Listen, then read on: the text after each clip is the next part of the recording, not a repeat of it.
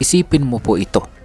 Isang araw, paggising mo, si Bitcoin ay umabot na sa $1,000,000 or $1,000,000 ang kanyang presyo.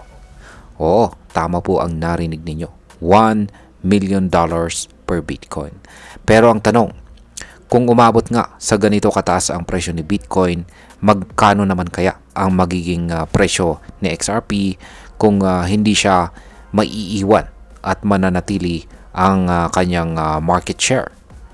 Kaya sa video na ito ay pag-uusapan po natin ang nakakagulat at promising na posibilidad kung ano ang maaring maging halaga ng XRP sa hinaharap kung si Bitcoin ay umabot nga sa presyong $1,000,000 at kung paano po ito makakaapekto sa atin bilang mga Pinoy crypto traders at investors. Pero bago po tayo magpatuloy, ay pakibasa na lamang po muna ang disclaimer dito sa ibaba ng ating screen. Yan, sa kasalukuyan ay marami ng mga kilalang eksperto sa industriya ang kumbinsido na balang araw aabot talaga si Bitcoin sa halagang $1,000,000. Hindi na ito pangarap lamang. Ngayon pa lang si Bitcoin ay pumasok na sa six-figure territory. At dahil dito, sunod-sunod na ang mga kumpanya na bumibili ng Bitcoin bilang bahagi ng kanilang treasury reserves. Isa na po dito ang MicroStrategy. At ngayon, mahigit 200 na kumpanya ang sinasabing may hawak ng Bitcoin sa kanilang mga reserves.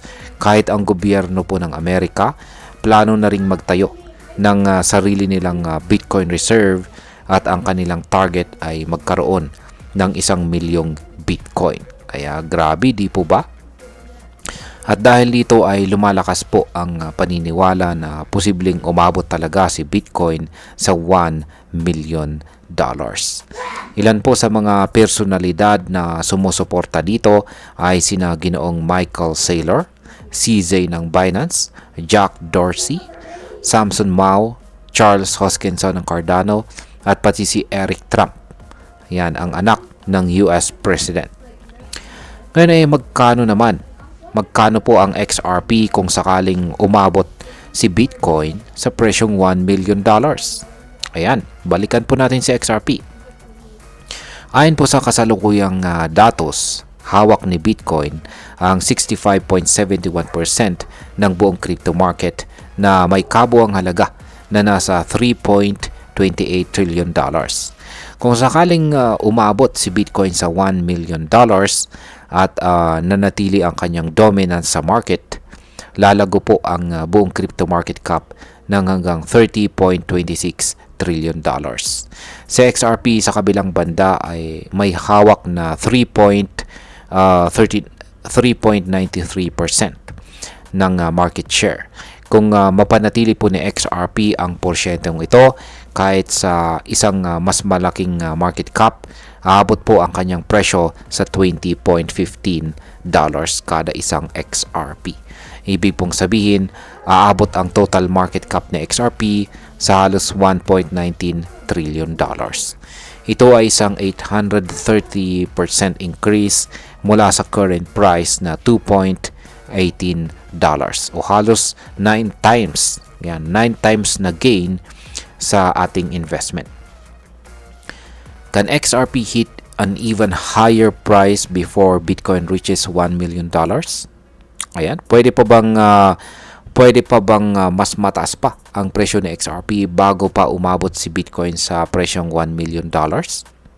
Ayan. May mga nagsasabi na posible. Ayon po kay Ginoong Davency Jeremy, isang kilalang Bitcoin advocate, pwede pa raw umabot si XRP sa $24 bago matapos ang taong ito, taong 2025. Ibig sabihin, kahit hindi pa umabot si Bitcoin sa $1,000,000, kayang-kaya ng tumaas ni XRP ng lampas $20. Ayon naman sa mga analyst sa Telegon, pwede pa raw umabot si XRP sa $87 pagsapit naman ng taong 2035. Taon din kung kailan inaasahang si Bitcoin ay aabot sa presyong $1.2 million. Kung mangyayari nga ito, halos 40 times na return ito mula sa presyong $2.18. Ngayon ay mas mabilis ba talagang tumaas si XRP yan kaysa kay Bitcoin?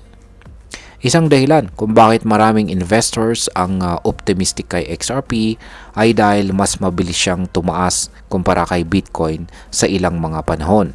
Halimbawa, sa nakarang taon, si Bitcoin ay tumaas po ng 75%. Pero kay XRP, tumaas siya ng 350%. Ibig sabihin ay halos 5 times na mas mabilis tumaas si XRP. Kaya kung magtutuloy-tuloy ang ganitong trend, hindi po malabong umangat palalo ang presyo ni XRP at baka mas malampasan pa niya ang mga inaasahan ng mga eksperto. Ngayon ay pag-usapan na po natin ang posibleng epekto nito para sa atin bilang mga Pinoy crypto investors. Ayan. Una, kung isa ka po sa may hawak na XRP or isa ka pong XRP holders, ngayon pa lang, ayan, habang mababa ang presyo, ay may malaking potensyal kang kumita kapag tumas nga ito sa $20 or higit pa na presyo.